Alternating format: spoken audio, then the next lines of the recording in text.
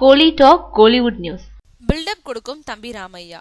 மனுநீதி, இந்திரலோகத்தில் நான் அழகப்பன் ஆகிய படங்களை இயக்குனவர் தம்பி ராமையா. ஆனா இயக்குன 2 படங்களுமே வெற்றியை கொடுக்காததுனால முழு நேர நடிகர் ஆயிட்டாரு. அப்படி நடிச்ச மைனா படம் தேசிய விருது பெற்று கொடுத்ததுனால தமிழ் சினிமாவில முக்கியத்துவம் வாய்ந்த நடிகர் ஆயிட்டாரு.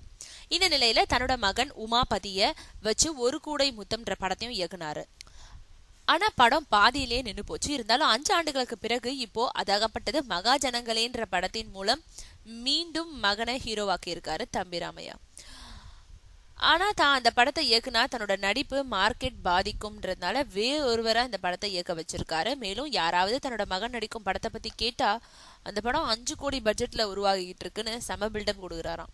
இதனால அவரோட மகனுக்காக கதை சொல்ல போகும் இயக்குனர்கள் முதல் படத்திலேயே இவ்வளோ பட்ஜெட்ல நடிச்சா அடுத்த படத்தை இன்னும் அதிகப்படியான பட்ஜெட்ல தயாரிக்க சொல்வாங்களேன்னு பயந்து திரும்பிக்கிட்டு இருக்காங்களாம்.